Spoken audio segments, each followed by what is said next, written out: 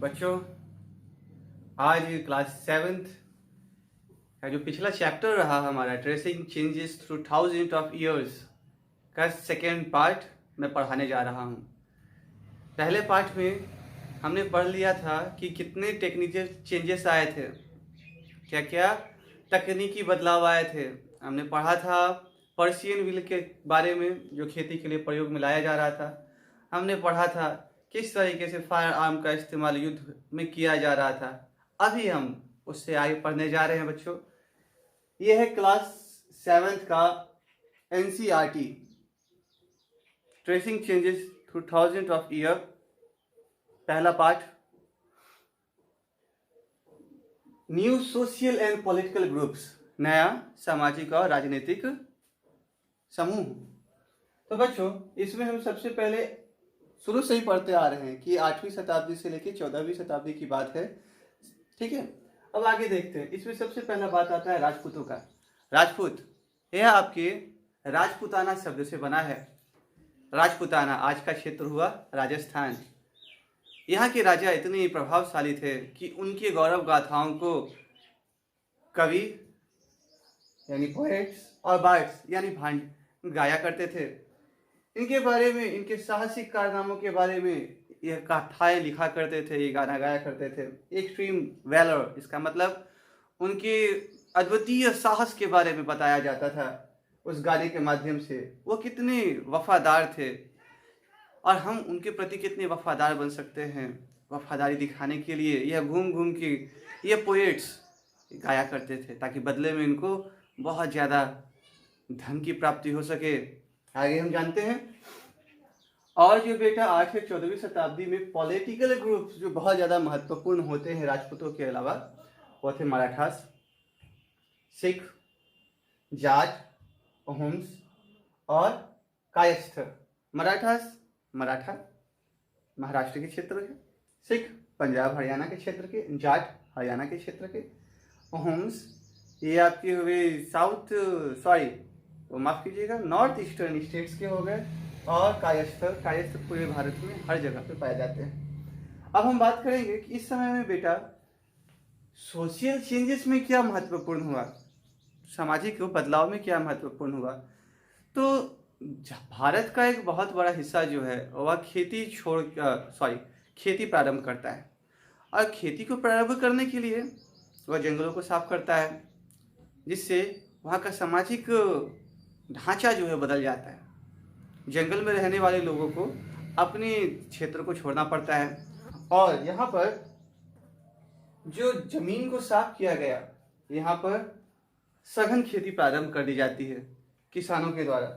और भाई ये तो बदलाव देखा हमने समाज में कि समाज में किस प्रकार से राजपूत, मराठा, सिख, जाट, अहोम और क्षत्रिय महत्वपूर्ण थे, और किस प्रकार से यह राजनीतिक तौर पे भी अपना महत्व रखा करते थे। हमने ये भी पढ़ा, ये जाना कि जो सोशल लाइफ था, जो सामाजिक जीवन था, उसमें खेती करने को अब महत्व देना प्रारंभ किया जा चुका था। जंगलों को साफ किया जा रहा था और जंगल में रहने वाले लोगों को उनके घरों से खदेड़ा जा रहा था। सघन खेती प्रारंभ करी जा रही थी। लेकिन क्या इसके अलावा भी कुछ हम सामाजिक और राजनीतिक समूह में पढ़ सकते हैं? हाँ, पढ़ सकते हैं। हम पढ़ सकते हैं बच्चों कि और क्या क्या बदला और कितने भागों में वह बटे हुए थे। जैसे कि जाति। अब बेटा पहले क्या था, वर्ण व्यवस्था हुआ करता था। वर्ण व्यवस्था में 4 वर्ण, ब्राह्मण, क्षत्रिय, वैश्य और शूद्र, जिसमें हमने यहाँ पे कायस्थ जो कहा है बेटा, ये वैश्य हुआ करते थे। वैश्य और शूद्र धीरे धीरे धीरे जैसे समय का मांग बढ़ता गया, एक विशेष कला, एक विशेष जानकारी को ज़्यादा महत्व मिलने लगा, तो लोग अपने अपने वर्ण से बाहर निकलकर जातियों में विभाजित हो जाते हैं। पूरे भारत में कई जातियां हो जाती हैं, जातियों की उपजातियां होती हैं।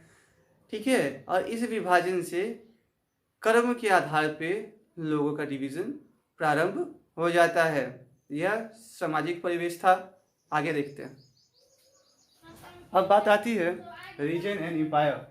यानी क्षेत्र और साम्राज्य की।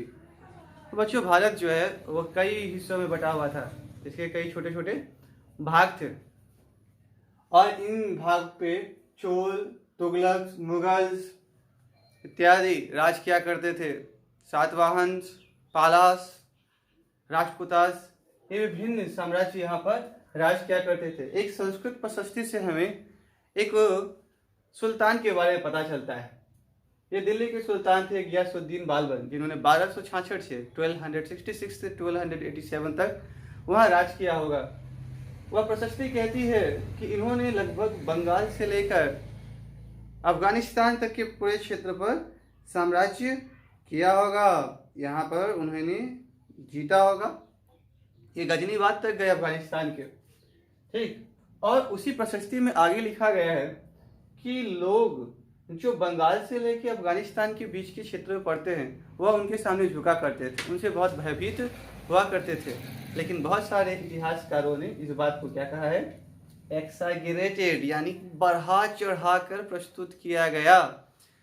तो यह क्षेत्रों के बारे में थोड़ी बहुत जानकारी हमें मिल जाती है क्लास 7 के अंतर्गत।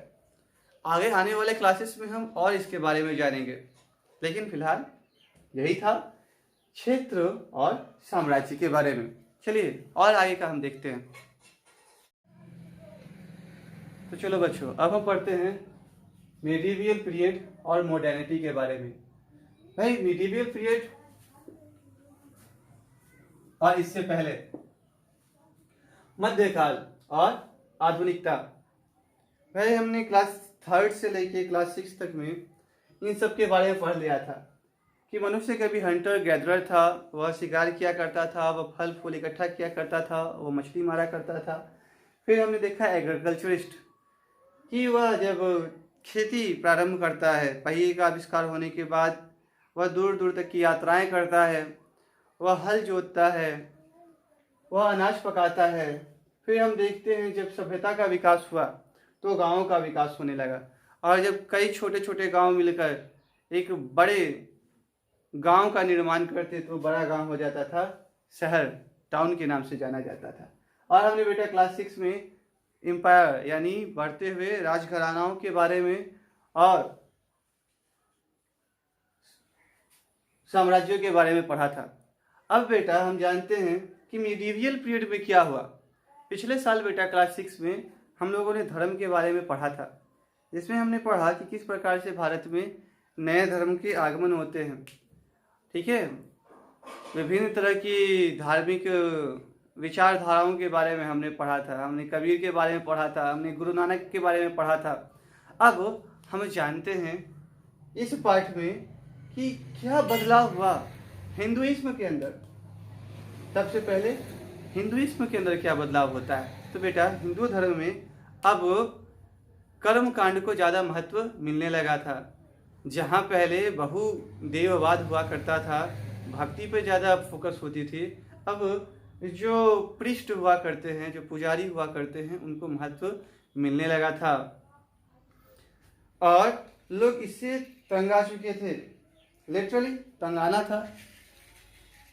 इन पुजारियों के द्वारा कर्म कांड के बेटा बहुत बड़े बड़े बात किए जाते थे, इतनी जटिलताएं हुआ करती थी इसमें, क्या करना है क्या नहीं करना है, इन सब के बारे में ये पुजारी ही बताया करते थे। अतः इससे तंग आके दुनिया में एक नया नया उस समय धर्म आया था, इस्लाम। तो बहुत सारे लोगों ने इस्लाम धर्म को स्वीकार कर लिया, क्योंकि यह इतनी सारी बातें नहीं कहता है। हिंदू धर्म में आप देखिए, जैसे उदाहरण के लिए बता रहा हूँ, हिंदी धर्म में कि आप लोअर कास्ट के हो, आप तथाकथित अछूत हो, तो आपको मंदिर में जाने की अब छूट नहीं थी। और भी बहुत सारी चीज़ें हमें देखने को मिलती हैं। लेकिन हम इस्लाम धर्म में देखते हैं तो जो इस्लाम शुरू में आया था, तब लोगों को इसने अपनी तरफ आकर्षित किया, जो कहता है कि खुदा का, अल्लाह का जो प्रेम है वो सबके लिए बराबर है। वह ऊंच नीच, छोटा बड़ा धर्म नहीं देखता है। माफ़ करना, ये तो नया धर्म ही था। तो धर्म देखता है नहीं देखता है वो नहीं, वो यह नहीं देखता कि आप अमीर हो गरीब हो, आप छूत हो अछूत हो, ठीक है बच्चों, अब हम देखते हैं इसी समय 1498 में एक व्यक्ति था जिसका नाम था वास्को दा गामा। एक एक्सप्लोरर था, यह भारत की खोज में आता है और यह कैरेबियन होते हुए भारत पहुंचता है 1498 में। ये एक पोर्चुगीज था, पुर्तगाल से आया हुआ था, जो यूरोप महाद्वीप का एक देश है। बेटा इसके बाद हमारे देश में यूरोपियंस के आने का सिलसिला प्रारंभ हो गया। यूरोपियन के बाद आपके जर्मन, फ्रेंच, डच, ब्रिटिश लगभग सब आते रहे। अब आता है मॉडर्निटी। क्या होता है मॉडर्निटी? का मतलब हो आधुनिकता। तो बेटा हम आधुनिकता के बारे में बात करते हैं तो यहाँ आज मटेरियलिस्टिक की बात होती है कि आप कितना से कितना ज़्यादा वस्तु के प्रति जुड़े हुए हो, दैट इज मटेरियलिस्टिक, कितना आप जुड़े हुए हो। तो इस समय आपकी 14वीं शताब्दी, हम क्या पढ़ रहे हैं बेटा? 750 to 1750 एडी के बारे में।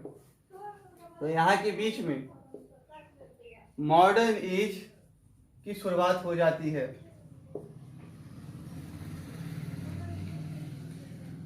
क्योंकि यहाँ पे मटेरियल के लिए, वस्तुओं के लिए हमारा जो जिज्ञासा है, उनको पाने की इच्छा है, वो तेजी से बढ़ती जाती है। हमारे देश में बहुत चीज़ों का निर्माण होना प्रारंभ हो जाता है, जिससे प्रोस्पेरिटी बढ़ती है और उस प्रोस्पेरिटी से और यूरोपियन हमारे देश की तरफ आकर्षित होते हैं और वो क्या करते हैं कि यहाँ पर ज़मीन खरीदते हैं, प्लांटेशन करते हैं, अपने व्यवसाय को बढ़ाते हैं। आई होप आप पहले चैप्टर के बारे में जो इतनी समस्याएं थी समझ चुके होंगे। यदि आपको अभी भी इस पाठ में tracing changes through thousand of years कोई भी समस्या हो, किसी भी तरह का क्वेश्चन हो, तो आप नीचे कमेंट बॉक्स में हमसे पूछ सकते हैं।